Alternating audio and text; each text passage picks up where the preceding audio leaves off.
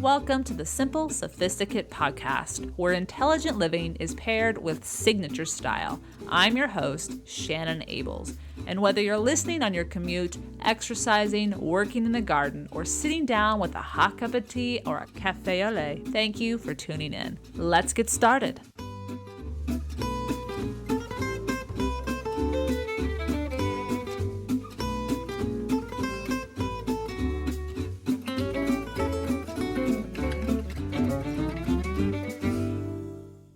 Well, here we go, guys. Another week is upon us, and we are going to knock it out of the park. Do you feel that? Do you feel that? That courage building up in us, and we're thinking, okay, the fears be gone. Fears be gone. And that is exactly what we're going to talk about today. Courage and how to live courageously, or how to live a courageous life and master those fears. I want to start today's podcast with a quote by Napoleon Hill.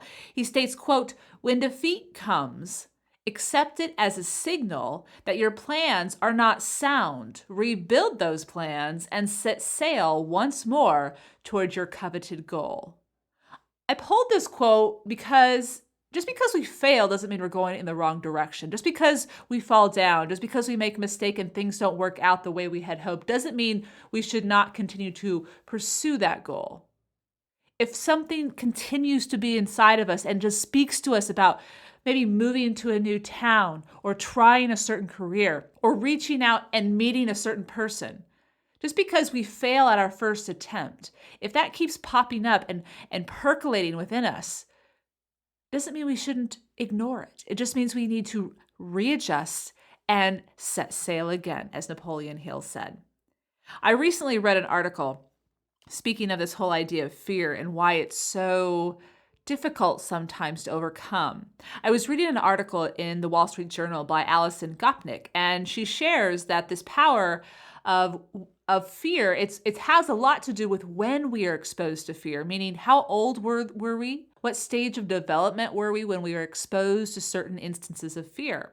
And depending on when we are exposed to those instances, it can determine the effect that it has over our lives. So she places this exclamation point on the importance of raising a child in a safe environment, or a safe home environment especially, so that during those developmental years, the brain can feel safe in its development, and before it develops and responds to fear in a manner that isn't effective, it can develop, and so that when those fearful experiences happen, hopefully later on, when they are more adult in their adult stage of life, they know how to properly deal with it. And those connections are developed appropriately. And I will provide a link to this article on today's show notes, podcast 31, but it's fascinating. And it really obviously speaks most importantly to the value of sound and solid parenting and a home life.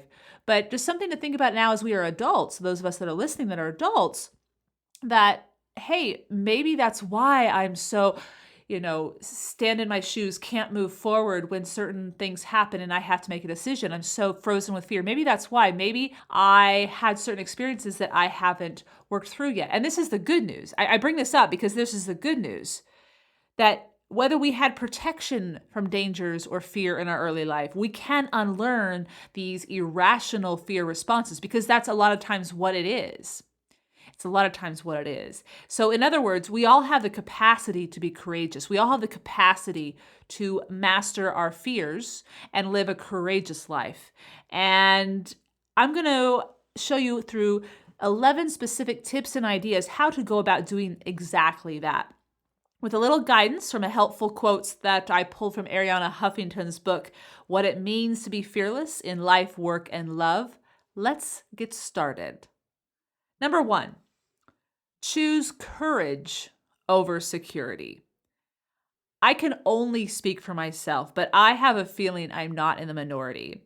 Part of the reason change, or taking a leap that we've never done, or facing down a fear, or taking a risk that is daunting, oftentimes it is scary because we suppose that our security, whether it be our job, our relationship, or our safety, those comforts we become accustomed to, will evaporate upon making the courageous decision that we are contemplating.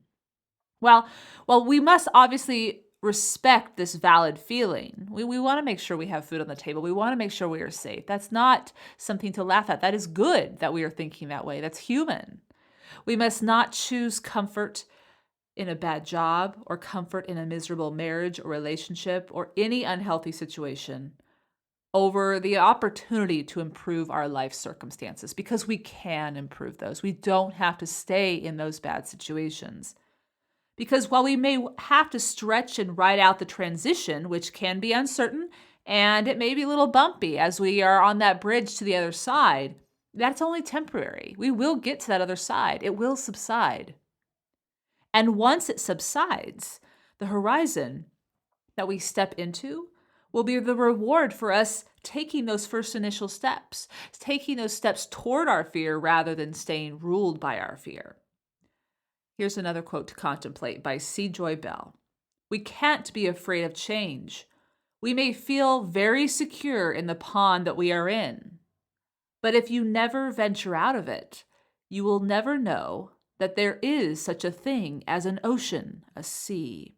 Holding on to something that is good for you now may be the very reason why you don't have something better. I love that quote. I love that quote. Things may be good. Things may be okay. Things may be, I can make this work. But they don't have to remain that way. Things can improve. Things can get better. But you have to be willing to take that step out of your comfort zone, stretch yourself in order to be uncomfortable just for a little while so that you can reach the other side, or so that you can, in this case, with regards to this quote, reach the ocean as you leave the pond. So number 1 is choose courage over security. All right, so we're there. We're choosing courage. Woohoo! We have 10 more to go, though. How do we do that? How do we face it? How do we make it easier? Let's keep going. I got some ideas for you. Number 2, rewrite that story in your mind.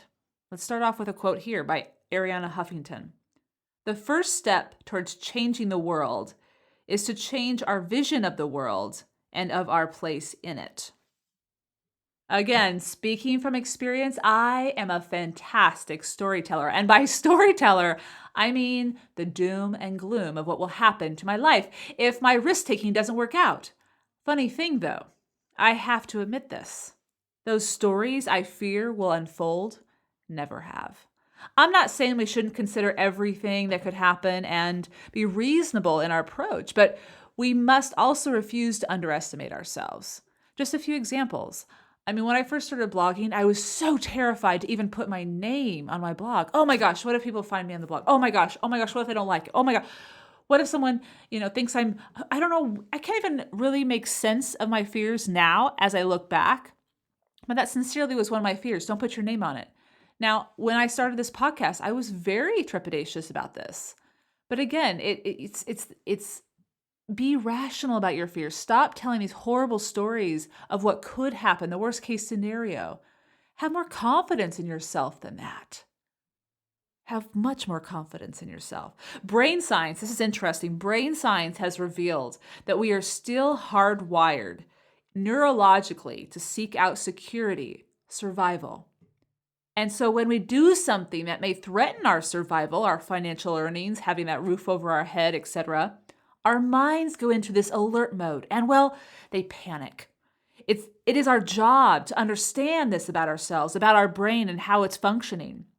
And once we can understand this, then we can do the necessary homework to prepare for the change that we are about to make to the best of our abilities. Will the timing ever be perfect to leap? I hate to say it, but at the same time, hopefully this will ease your mind. No, there will never be a perfect time to leap. So do your due diligence, have patience, and then do what you dare.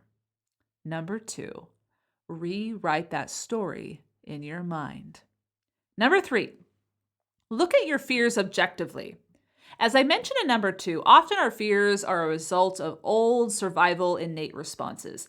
Our job is to determine which fears are rational, that we should respect, and which fears are not. And they're just that story that we create that our mind is panicking over because, well, it thinks we're going to die. We're not going to die if we don't do some things, and I'm going to explain an example here in a second, that are irrational.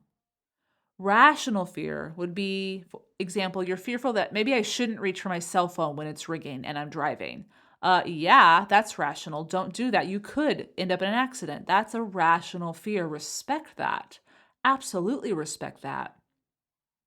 But an irrational fear, such as being trepidatious about doing something new because you don't know how it will turn out, that's irrational. Simply not wanting to do something because you don't know how it will turn out. Not wanting to meet someone new because they may not like you. Who cares? Right? That's an irrational fear based on you making up stories in your mind of the worst case scenario. Again, it comes back to doing our homework, realizing everything has to have a beginning. Anything we haven't done, we have to start somewhere, and there will be unknowns. And yes, those may be understandably. And I want to respect those feelings because we all have them, some of us more than others. But we all have them. I have them too. We have to try something for the first time. That's the logical part of this. And if it doesn't work out perfectly, if it doesn't work out ideal, or maybe it works out in a way that is absolutely, at that moment, it just is horrific. So embarrassing. Oh my gosh, I misspoke. Someone misspelt my name and they thought I was someone else and they assumed the worst, but then I straightened them out. We learn things. Our character grows. We are given an opportunity to show our real character and our integrity and how we respond to those situations. And that can actually have a more amazing outcome than just the initial attempt. So 3, look at your fears objectively. And if you can't look at them objectively, I highly recommend that you talk to someone that can help you see them objectively. This could be a friend, this could be a counselor, this could just simply be a mentor. Because sometimes we make them out bigger to be in our heads and we can't really determine what's rational and what's irrational. And someone else needs to help us do that. So that's something to consider. 4 is exercise the muscle. Arianna Huffington says, quote, fearlessness is like a muscle. The more you exercise it, the more natural it becomes to not let your fears run you. Stepping into our fears becomes easier with practice. Just like anything we want to do better, we must practice it, right? And often each attempt becomes easier as we gradually build up to more significant new experiences. One example is by traveling by ourselves. For many of us, for me, it's second nature. I can't think, I'm going to travel to New York by myself. No big deal. Don't even think twice about it. I jump at the chance. But that's not the case for everybody. And I have to say, I know I wasn't that way before. When I first traveled by myself the very first time, I was double checking everything. I was packing 2 or 3 days in advance. I was calling the airline. I probably drove them crazy because I'd never done it.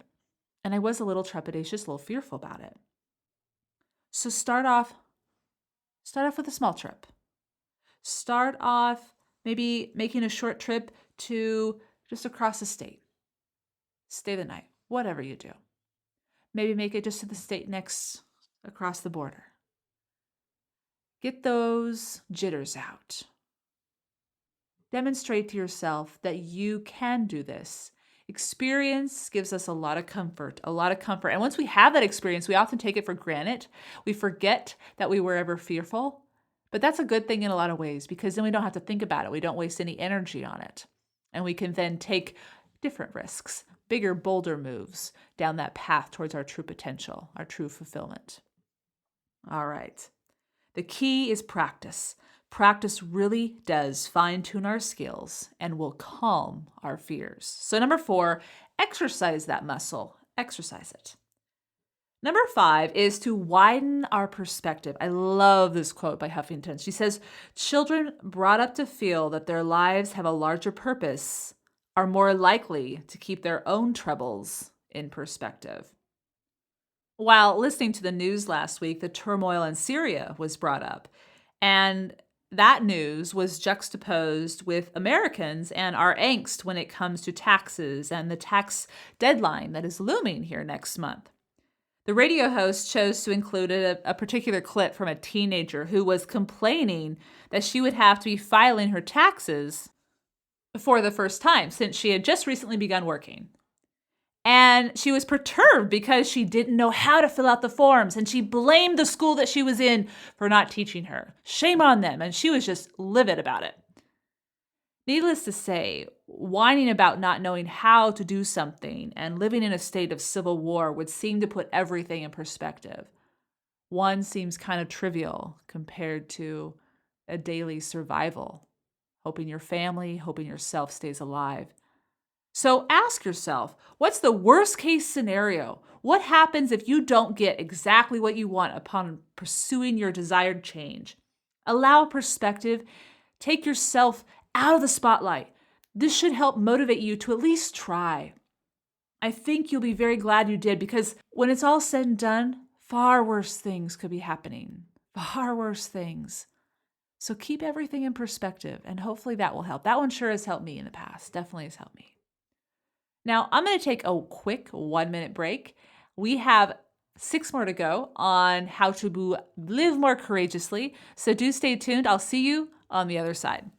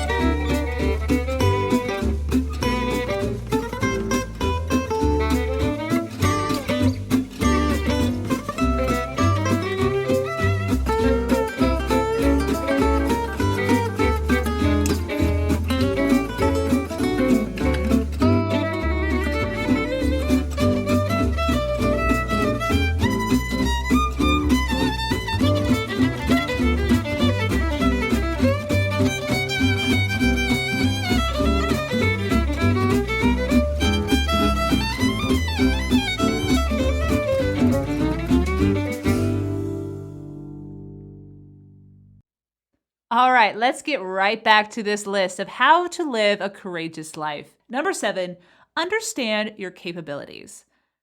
Quote, making the choice to move forward despite fear is an evolved decision that transcends our animal nature. End quote. I like that one. It really makes you think, okay, that's right. I am not animalistic. I don't have to rely on my survival skills. I'm more civilized than that. I can think and outwit and get knowledge to figure things out as I move forward. While we live in a modern society with all these highly technological advances, we still are hardwired, though, in our mind in ways that are animalistic when it comes to our responses for sex or food or security, which are all natural and healthy responses. Often, though, we should not heed these responses every time they arise, because then we wouldn't be able to successfully live and flourish in a civilized society. So when we choose to look our fears in the face and step forward toward them anyway, it is natural to be nervous, to be anxious, to be a little fearful. But we need to face these fears in a way and go forward knowing why we feel the way we do. That alone in itself, and just knowing why you feel the way you do, can be freeing. And in that freedom, you are given more power to accept and then successfully maneuver beyond that challenge. So number 7, understand your capabilities. And number 8 is to manage stress. Often our fears increase our stress, which then turns into a very ugly cycle because we are less able to be rational, and our fears will then increase tenfold. We just kind of make it worse for ourselves. So in this case, it is best to be preventative.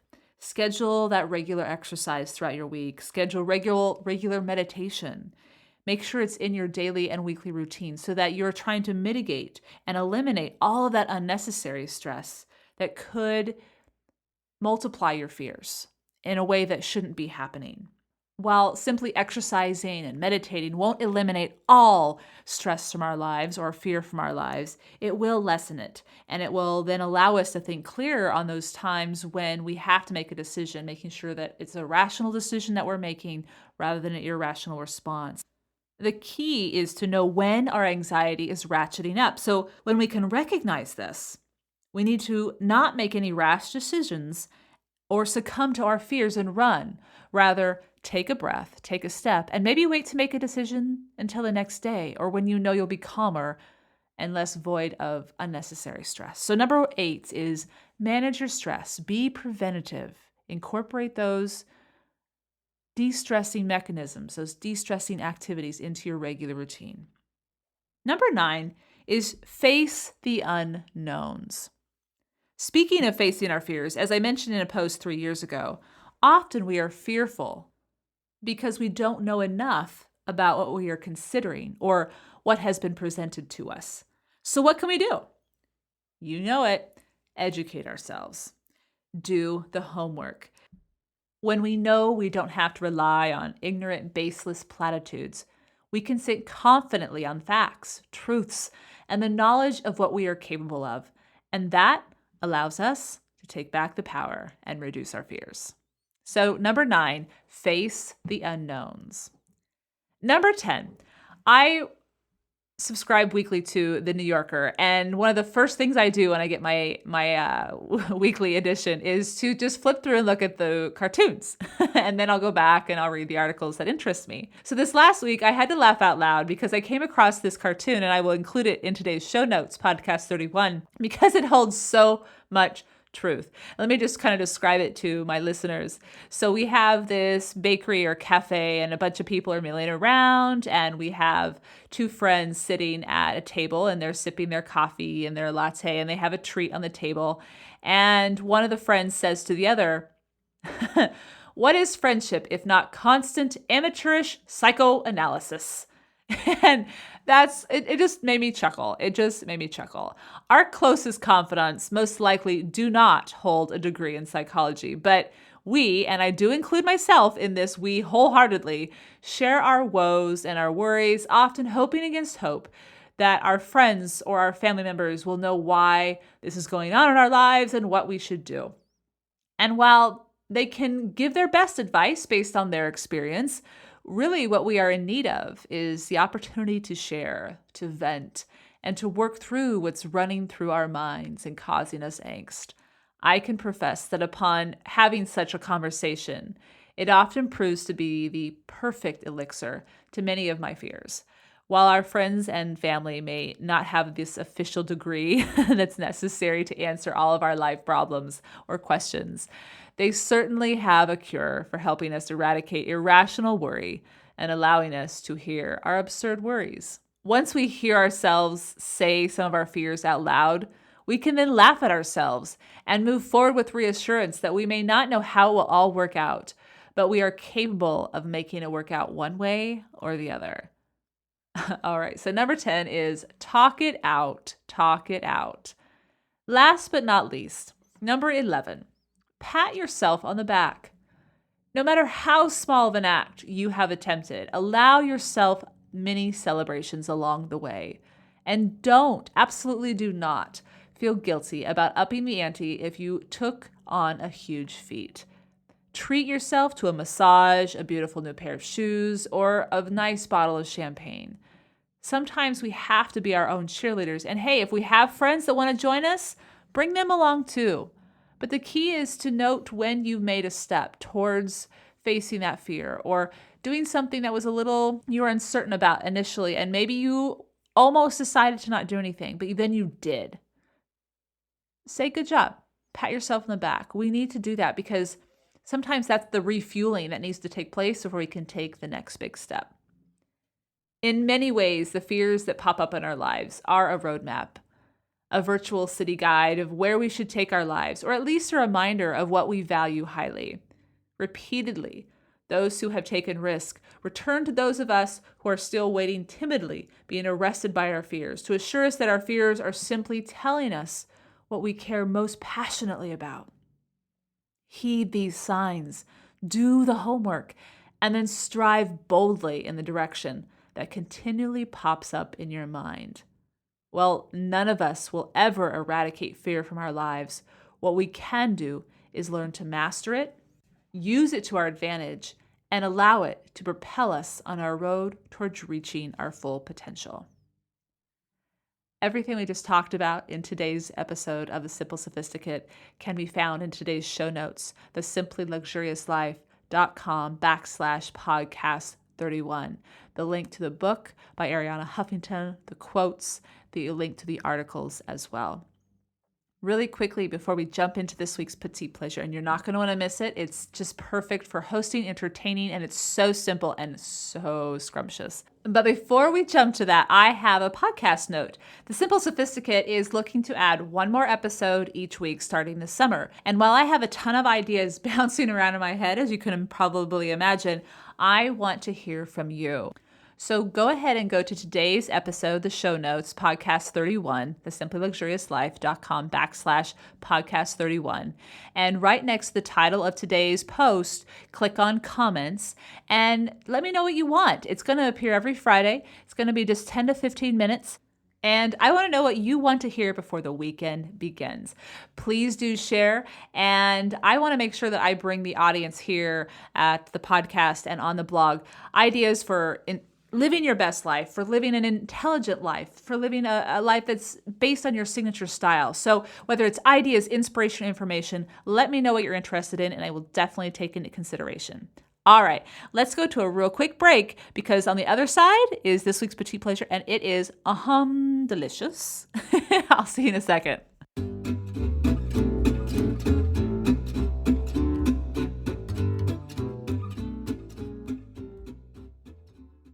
So if you're like me, I'm always looking for a simple appetizer for either on the weekends right before dinner, or maybe I'm entertaining and we're going to go out to an event or something, but we want something to tide us over because the food that we're going to be enjoying later on in the evening won't be served until much later, or maybe it's after work and, someone stops by for a brief conversation and either it's unexpected or it's just casual. I want to make sure I have something to nibble on, whether I pair it with wine or not. I like having something that will definitely satiate the taste buds, not fill you up because you're going to have a meal later, but also just be absolutely yum. And I found one, and I tweaked a recipe that I came across last week. On every Friday, many of you know, on the Fridays This and That, I share a recipe from a food blog that I love and want to share. Well, last week, Renee Kemps she's from Amsterdam, she shared a fantastic tartine recipe, and it had figs and prosciutto, and it looked amazing. Let's just say that. The pictures themselves just makes you want to bite onto that tartine. But anyway, so over the weekend, I wanted to make an appetizer, and this one came to mind, but I knew I wouldn't be able to find any figs, and I really wasn't into having bread. I was already full. I knew we were going to have a big dinner, but I did want something. My palate needed something, and so I came up with today's Petit Plaisir: a Pear, goat cheese, prosciutto, and honey bite. The ingredients are simple. Pick up, and this helps for presentation as well, pick up 2 to 3 4L pears, and they're very small, they're adorable, and they're sweet. They originate from Germany, but they are found in most supermarkets. Just note that they're going to be a little smaller than your typical Bartlett or Bosch pear, and they're going to have a little color differentiation with red and soft greens and oranges. They're beautiful, and anyway, you'll see them in the picture on today's show notes. Anyway, they are scrumptious, so if you can find them, do. If you can't, it's totally fine. I had Bartlett pears as well. That would be perfectly fine. You just want that soft, not encumbersome taste of flavor. You don't want to overpower anything. Everything's going to be kind of all well melded together. This next ingredient is simply going to be your prosciutto. You want about 3 ounces of thinly sliced prosciutto, but if you do not have prosciutto, use ham. Then you'll also want 4 ounces approximately, of course, of goat cheese. You can also substitute this with any soft cream cheese if you want. I would substitute with brie if I didn't have goat cheese. Then you'll need your honey, just enough to drizzle on each of these bites. All you need is a drop, but some people want more, and that's totally up to the eater. And lastly, get some water crackers. Thinly sliced baguette would work here as well, but it would be more filling, at least it has been in my experience, but it really is up to you and what you prefer and what you have in your house at the time. That's the thing. So easy to do. Directions, 5 of them. Number 1, find a cheese board or a cutting board for presentation. Thinly slice those pears. I would save one of the pears for simple presentation and cut the other ones up. Lets people know what they're eating. The third one is simply to arrange all 5 ingredients on your platter. Place the honey in a small little dish, and I just put it in a little glass Duralex bowl, those mini ones, but you can put them in anything. It really, as long as you have something small, and I'll provide a link to the ones I use if you're interested in those, but you can pick them up in just about any kitchen store, even the grocery store, I think, too. And the last but not least, you're gonna place the cracker, put the goat cheese on the cracker first, then a slice of prosciutto, then a sliver of pear, and then drizzle that honey on. And voila, enjoy. Pairings could be whatever you want, but if you're going to pair this with a wine, I would suggest a rosé or a white wine that's not dry, so that you can really enjoy this sweet mixing with the savory and just the cool crispness of that pear. It's a beautiful combination, absolutely beautiful. There's pictures on today's show notes, podcast 31, and you can print this recipe, this mini little recipe off from the show notes. Just click clean print in the bottom right-hand corner of today's post, and you can have it for your next weekend get-together, your afternoon or evening treat, whatever you want to do. All right. I hope you've enjoyed this week's Petit Plaisir, where each week ideas are shared to make the everyday all the more enjoyable. Tune in at the end of each Monday's podcast, where I'll recommend a book, a film, or a recipe, anything that is a simple pleasure to satiate your sophisticated taste.